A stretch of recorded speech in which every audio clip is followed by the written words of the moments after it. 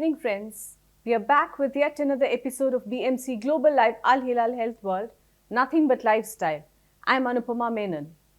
Good health is not a destination, it's a journey. In this talk show Health World, we have expert doctors from various fields providing valuable information on different medical topics to assist you all on your journey towards good health. Migraine is the third most common ailment worldwide. In fact, it affects 10% of the population worldwide. And migraine is not any normal headache, it's a neurological disorder.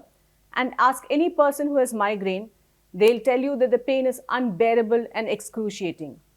In fact, it has a debilitating impact on the overall well-being of a person, and it even affects the quality of life. To throw more light on the topic of migraine, today we're joined by Dr. Sreeja Raj, specialist ENT from AL-HILAL Hospital, Hamad Town. So let's go over to her and know more about the problem of migraine. Doctor, welcome to the show. Thank you. Thank you for joining us. So we are all familiar with the term migraine, and I think it's very prevalent in today's society. Yes. People, irrespective of their age and gender, and even young kids suffer from migraine. So if you could just explain what exactly is migraine. As I mentioned earlier, I believe it's a neurological disorder. So if you could just tell us in detail what migraine is. Yes, as you have already mentioned, migraine is a neurological condition that causes a very severe headache. We can say that it is one of the most common causes of headache worldwide, and it is the most common cause of a neurovascular, we can say it's a most common cause of a neurovascular handicap, because it is so debilitating. It affects the person very badly. As you have already mentioned, someone who has gone through it will only know what the severity of it is. It's not like a normal headache at all. Yes. It's something on a different level completely. So the headache in migraine is usually, in migraine, everything we can say it is most commonly it is like this. We cannot say pinpoint that migraine is like this because it is different for each person. So most commonly the headache in migraine presents as a recurrent, very severe, usually unilateral headache that is associated with other symptoms, like a person may be feeling nauseous, or he might vomit, or there might be increased sensitivity to light and sound. We call it as photophobia or phonophobia. So the person who has migraine cannot tolerate loud sound or bright light in front of him. And it is a condition which affects almost 1 in every 5 females. Okay, so it is that common. More prone to getting migraine, more than males. Yeah, more than male. It doesn't mean it is not common in males. It is 1 in every 15 men suffer from migraine, and it is not uncommon in children also. So it is 3 times more common in women, and we can attribute it to the hormonal differences between the two sexes. Usually the estrogen, fluctuations in estrogen is more common in females. Okay, and there are lots of stigmas associated surrounding migraine. People are like, yeah, it's just a headache and it will just pass on. You are having a headache, you just take your mind off it and you will be fine. You cannot say that because the severity and the frequency varies from person to person. For someone, it might be very infrequent episode, but for someone else, it might be frequent and disabling attack.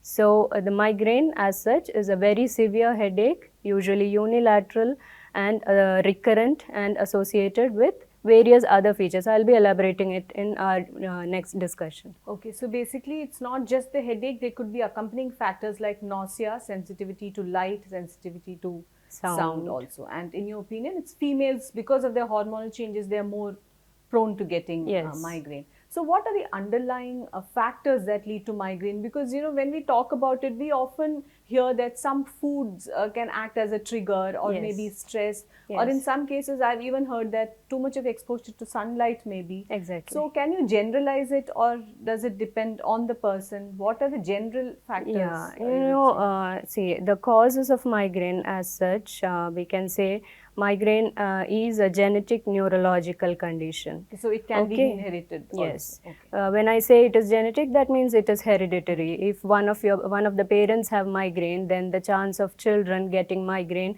at some stage in their life is around 50%. Okay, it is so high. So, and other factors like it is a neurological dysfunction, as you have said. There are certain minute, very minute disruption or changes occurring in the functioning of the brain that leads to some changes in the blood vessels that carry blood to various areas of the brain, making them to contract and dilate abnormally or inappropriately. This leads to headache. There are various causes, okay? I cannot elaborate everything within this program. So some of the most common things. Then these people with migraine, they have increased sensitivity. Like any stimulus which causes a normal response in normal individuals, it causes an exaggerated response in individuals with migraine. So even small light, bright light or sound which doesn't cause much response in a normal individual, it causes an exaggerated response in an individual with migraine. Then even the chemicals in the brain, the neurotransmitters like 5-HT, dopamine, they also play a very important role. And there are various triggering factors, as you said, some factors which trigger migraine or trigger an acute attack of migraine in individuals. And these factors are specific for each individual. But there are several common factors. Okay, so some of the common factors which precipitate an attack of migraine or which causes the person more susceptible to headache are like one of the most common factor is stress.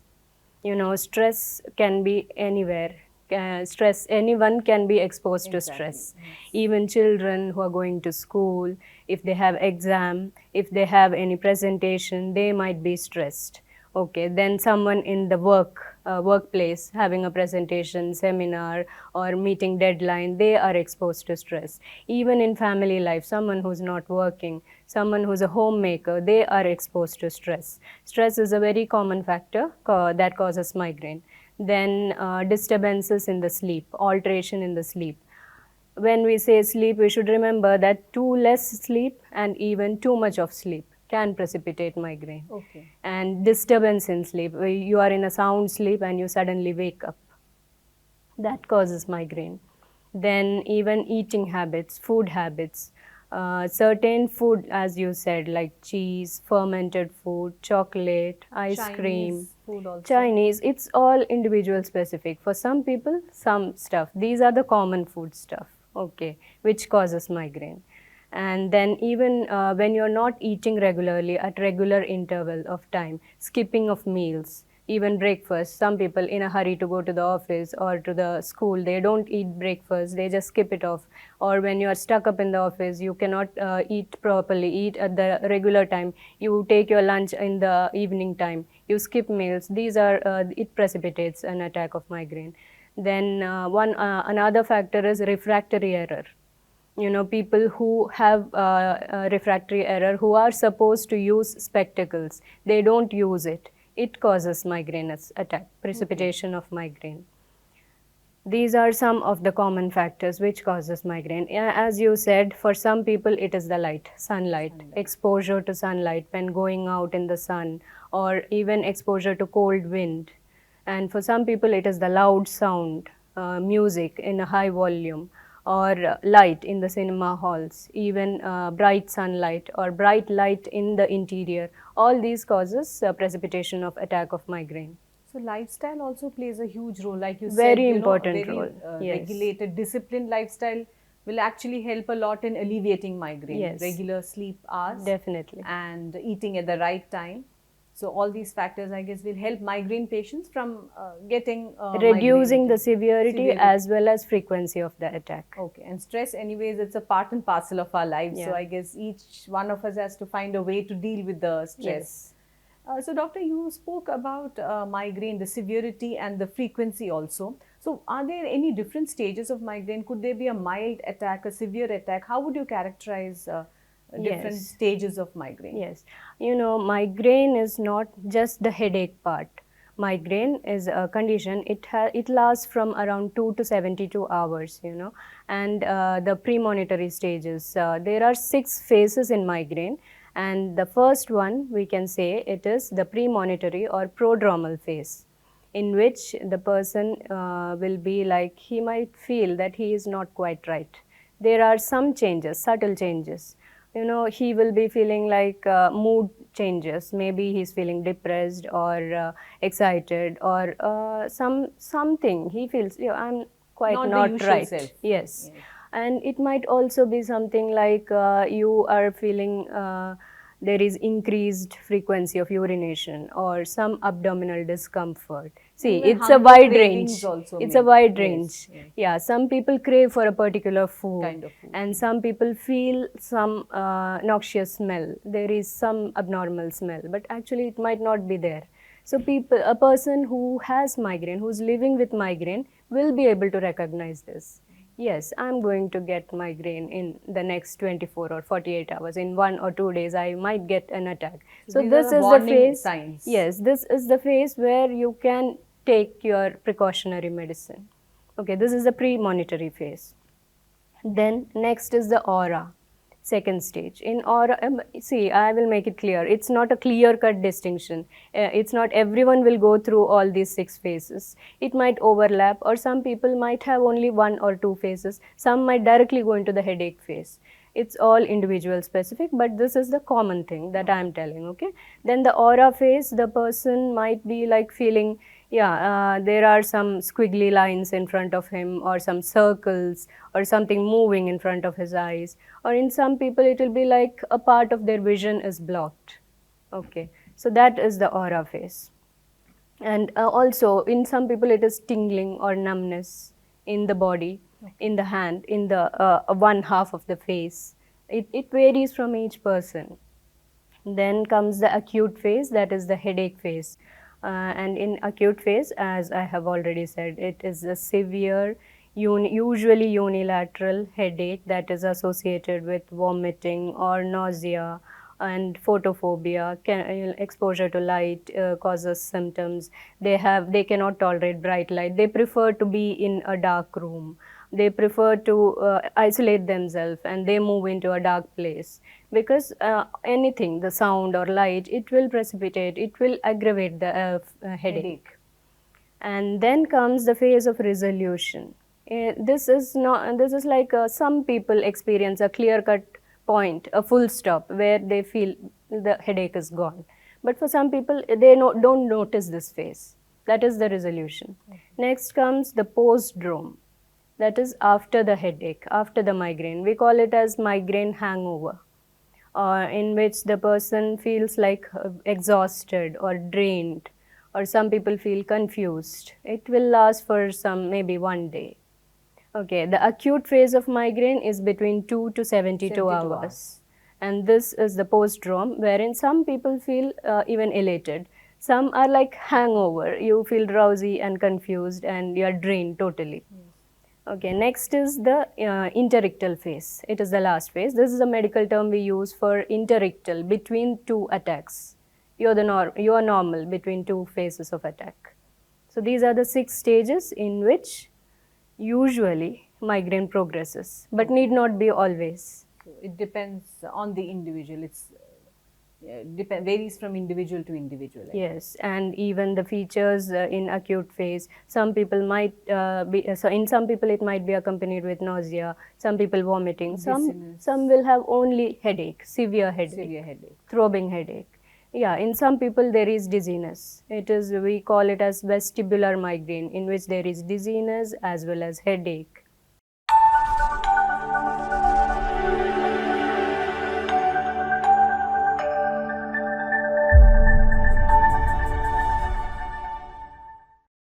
So even after the migraine episode subsides, maybe for a day or two, they may experience different kind of emotions. Like you said, maybe totally drained or elated, and maybe the headache could also linger on, I guess, right? Yeah, Mild we form, cannot another say 1 or 2 for days. exactly this many hours it will be there, or exactly for this period headache lasts. As I said, in migraine, everything is individual specific.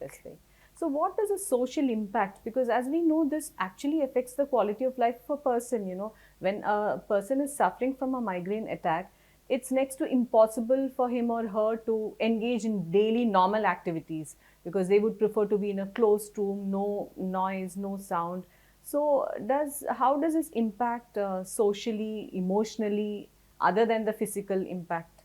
Yes, migraine is definitely not a life-threatening condition, but it is a condition that affects the lifestyle, the social life of a person very badly.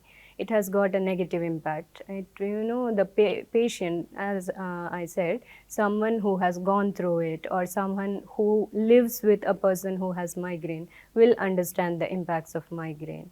I can say a migraine affects all stages of your life.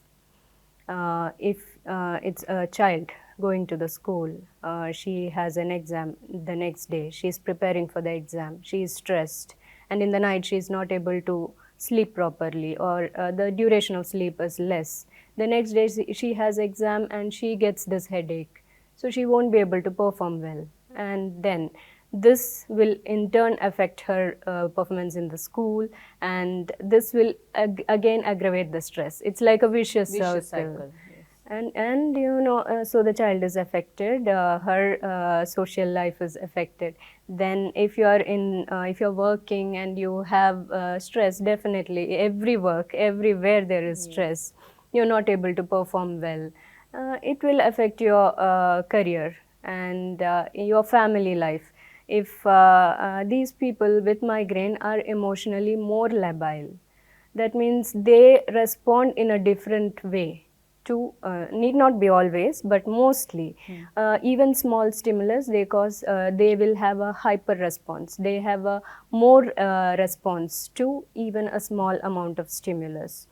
They get angry quickly. They shout at people when they have this migraine going attack. on. So in So the it affects the family, relationships also. in the family, usual pleasurable activities like going for a movie, going for a picnic or a function, these people will avoid that, because light in the cinema hall, bright light to the eye, it will precipitate migraine attack, headache, or a loud sound, or sunlight, or traveling, wind, cold wind. These people will be like, no, I won't be coming for that. So it will cause a kind of domestic disharmony in the family. If a mother who has a small kid, definitely the kid won't be sleeping at night. So the mother won't be able to sleep. Her sleep is disturbed. She will be having headache the next day. She won't be able to do her all the activities that are expected of her, or that she ought to do. But the people with whom she lived, the family members, if they don't understand her, if they don't know what it is, what she's going through, it will affect her family life. Even children will be complaining like, my mom is always irritated, she is always angry, she doesn't play with us. So, if it is something which can be measured, like if it's fever, her temperature is more, then people will be like, okay, she is suffering from fever, let her take some rest. But migraine, it cannot be measured. So, the one who is suffering from it will know the severity. So, the person will feel sidelined, and the person feel people are not understanding them. This will affect her psychologically also. So I think it's very important that the family members and the friends are also aware of the condition, to Yes. help the patient deal Yes. with the situation in a better way, especially the Exactly. close family who are living with a migraine patient. I think if they are more empathetic towards that person's Then the concern, quality of then the life quality of will life be improved. definitely. So that's reassuring. So, doctor, what are the preventive measures that can be taken? Because as you said, it's not something that's curable, but I'm sure we can do things to keep this at bay and maybe reduce the intensity or frequency. What are the tips that you can suggest to the viewers? Yes, migraine, definitely it can be controlled. It can be brought under control, and by control we mean we can reduce the severity and frequency of the attack.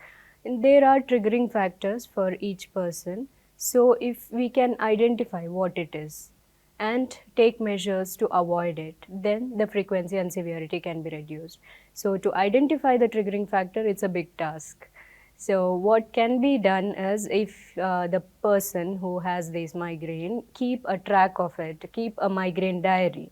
They note down the date on which she had the migraine, and then try to recollect any unusual exposure or what all happened for the last 1 or 2 days and make a note of it and compare it with the next time. You can identify common factors. You keep a journal basically. Yes. And see. And when you identify the common factors, you find one or two, or it need not always be one triggering factor, it can be multiple also.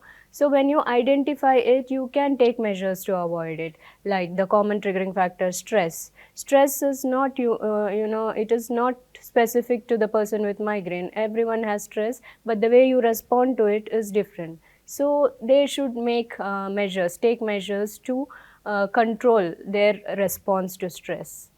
In our recent publications, international journals also, the importance of yoga and meditation, breathing for techniques yes, also. for management of stress, they have been highlighted. Okay. So there are several techniques, even conditioning exercises, breathing exercises, even a regular physical workout. Okay, it need not be very strenuous workout, even 15 or 20 minutes of walk, it will do help. It will help the patient.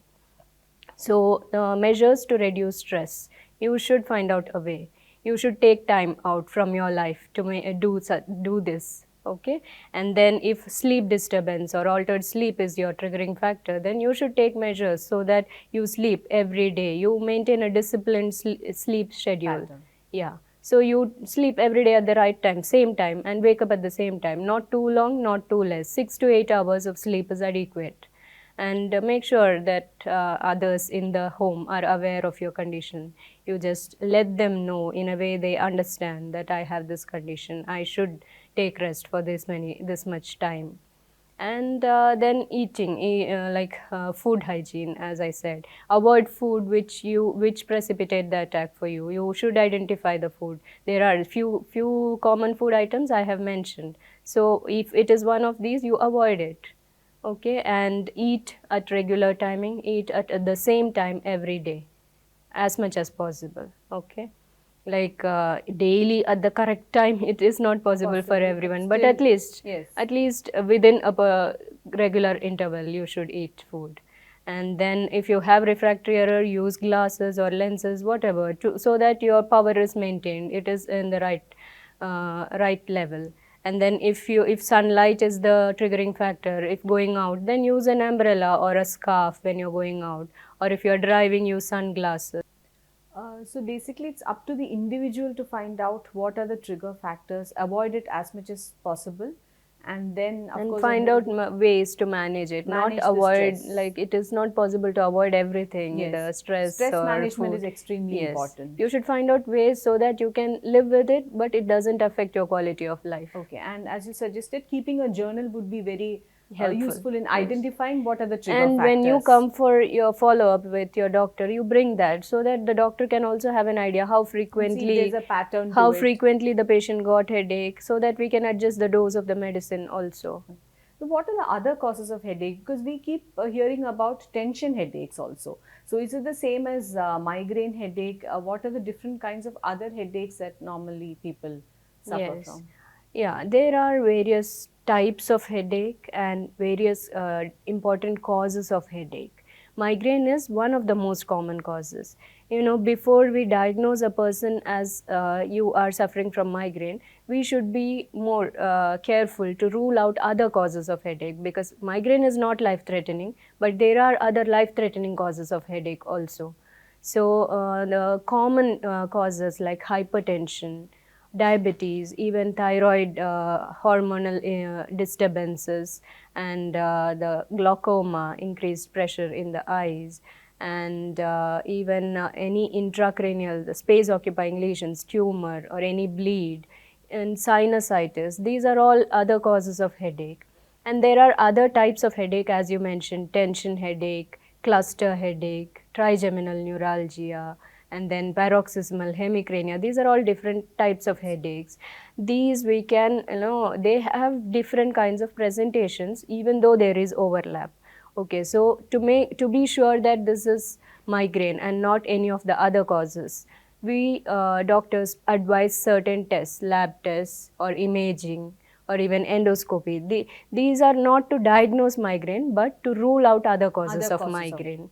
So there is no pinpoint test, no lab test or imaging which with which we can identify you have migraine. If the blood level of certain chemical is elevated, we cannot say you have migraine. There is no No such test. specific test to Yes. identify migraine. So, among these causes, sinusitis requires special mention because there are, lot of patients who diagnose themselves with sinusitis. And around 70% of these people might have already taken antibiotics before coming to the hospital. They are like, I have sinusitis, I have taken antibiotics, and I am not cured of the headache. It is one of the most commonly misdiagnosed conditions. And the most common cause for this is because in migraine, around 40% patients will have nasal stuffiness, nasal discharge, or water coming from the eyes also. But none of these will last for more than 72 hours in migraine. So before you diagnose yourself with sinusitis, it's better you consult a doctor. Okay, and sometimes we advise MRI, CT, etc. to rule out other causes of headache. Even a nasal endoscopy is advised to rule out sinusitis. So migraine is, abnormal function in the setting of normal structure of the brain. So you don't have specific tests for migraine, but tests are done to rule out other causes of headache. And what are the treatment options available? Is it painkillers or any kind of external application of ointment? What would be the best course of treatment? Let's say a person is going through severe migraine attack. What can be Yes. done medically, in medical terms, to reduce Yes, it? the treatment of migraine is pharmacological and non-pharmacological. The first stage, when you diagnose a person with migraine, we like ask them to follow a 1 month regular lifestyle modifications. You identify the triggering factors, try to avoid them, and stress management. As I have mentioned, the previous everything, all the lifestyle modifications that are required so as to reduce the frequency and severity of the attack. If the person tries these and still he is getting disabling attacks of migraine, then we go for pharmacological management. Okay, and the pharmacological management is preventive as well as the one for acute attack. Preventive management, we give medicine in the dose that we adjust depending on the person's severity and frequency, as well as if they are suffering from other comorbidities like hypertension, diabetes, the dose is adjusted and the medicine is adjusted according to the person. And preventive means you should take it regularly, even if you have migraine, even if you don't have migraine, the headache, acute phase. Even if you have it or if you don't have it, you take the preventive management daily. And on regular treatment, it requires you should take the medicine for a prolonged period of time so that it will come under control. And the next one, for the acute attack, when a person has an acute attack, there are several newer generation medicines with less side effects, mainly the painkillers, but specific for migraine. And depending on the associated factors, nausea, vomiting, whatever are the associated factors that the person has, we combine the medicines. And there are also parenteral preparation, injections for the severe attack. We give it so that the person feels relief from the acute attack, and then it is maintained. The medicine is maintained so that the preventive management for a long period of time. There will be definitely improvement in the severity as well as the frequency. And one thing which the person with migraine should remember is that migraine cannot be completely cured or uprooted from your body. You can only keep it under control. You should never ignore the red flags in headache, which could be like a sudden change in the character of your headache, or if the headache intensity varies with coughing or straining or on doing Valsalva, or if it is associated with seizure, fever, neck stiffness, sudden thunderclap like headache. These are all pointing towards other very important life threatening conditions. So, if at all there is any red flag sign, you should immediately consult your doctor. So I can say together the doctor and the patient can control migraine with correct medicine along with lifestyle modifications and self-help remedies. So it's more about management of migraine rather than, as you said, there's no cure available. Yes. But of course, steps can be taken to prevent it. Steps can be taken so that it is brought under control, so that your lifestyle, your quality of life is not affected. Yes. So, doctor, before we wrap up, any takeaway message for our viewers on how to manage migraine?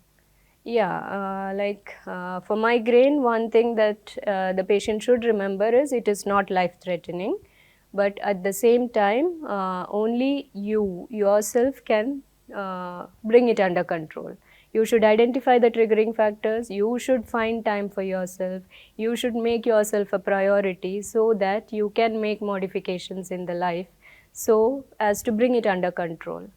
And also the people who are in living with a patient with migraine, you should understand them, you should give them some space, some time, so that they can come out of it. If they are having an acute attack, give them some space, let them handle it, let them come out of it, don't pressurize them, don't give advice like you are exaggerating it, or you just keep your mind out of it, you think about something else, it will be okay. That doesn't work with migraine.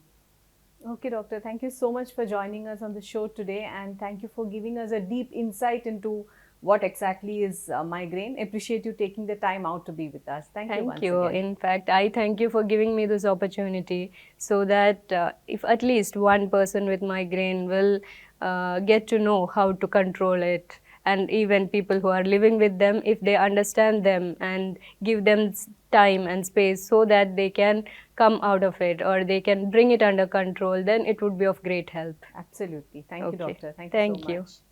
So friends, I hope all of you found this episode very informative and valuable.